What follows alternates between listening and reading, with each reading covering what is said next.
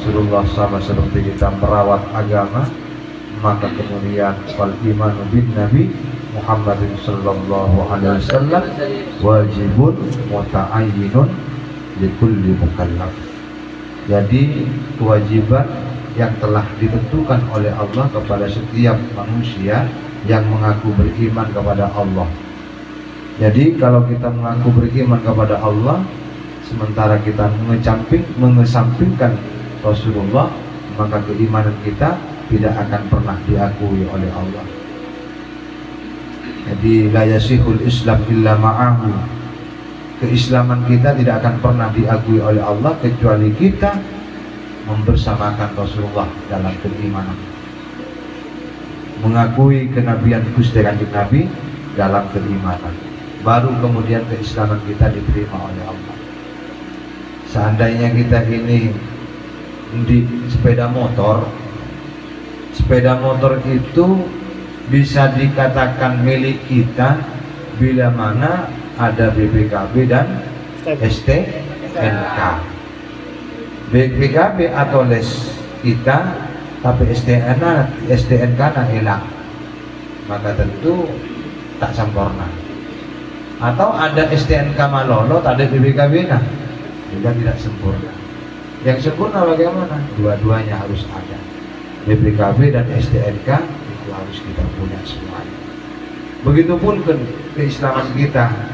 Bagaimana keislaman kita itu baru diterima oleh Allah bila mana dalam pengakuan kita berislam, iman kepada Allah, juga iman kepada Rasulullah sallallahu alaihi wasallam. Dengan jalan berkumpul seperti ini setiap malam Jumat, kita ini sampuna tak maraja rohani, aputuk rohani.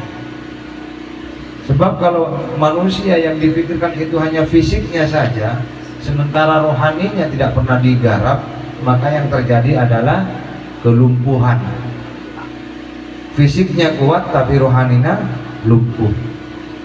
Sama seperti kita cuma hanya mengharap rohani, fisik tidak pernah digarap, juga sama akan terjadi ketimpangan.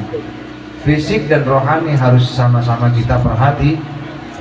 Kalau kita menganggap bahwa memberikan makan kepada perut itu penting, begitupun juga memberikan makan kepada rohani itu jauh lebih penting.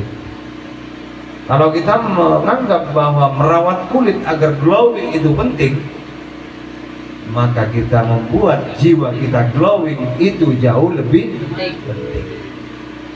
Sebab banyak orang itu kulitnya glowing tapi jiwanya tak glowing, maka yang terjadi adalah kerusakan di sana sini. Kecantikan dibuat untuk melakukan kemaksiatan. Ketampanan digunakan hanya untuk menipu dan semacamnya. Kenapa? Sebab karena kecantikan fisik atau ketampanan fisik tidak diikuti oleh kecantikan dan ketampanan jiwa.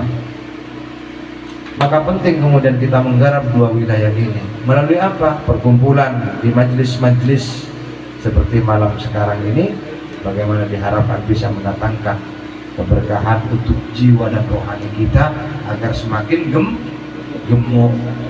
Kalau sudah semakin gemuk, rohani kuat, tak gampang sakit, tak gampang kalesmaan. Gampang sakit dan kalesmaan, maka bisa merusak kepada syahadat, karena syahadat sudah etongko eswar ada gitu. Syahadat sudah hilang, kehilangan arah, kehilangan makna, kehilangan mahkota karena suarmu menjadi penunggu dari syahadat yang telah rusak tadi itu.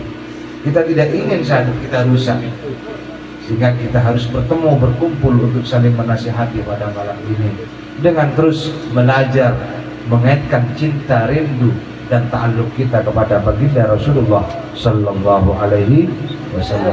Mudah-mudahan ada guna, ada manfaat, ada nilai. Dan saya berharap sebelum pasal ke-7, ayo kita menguatkan renungan.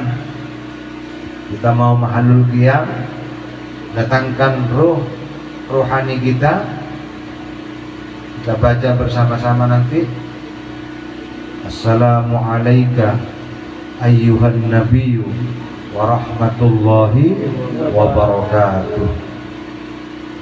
Katanya Ki Musli Adnan itu ketika membaca kalimat assalamu alayka itu, di situ ada dhamir mukhatab. Jadi bayangkan bahwa kita memanggil Rasulullah tepat di depan diri kita masing-masing.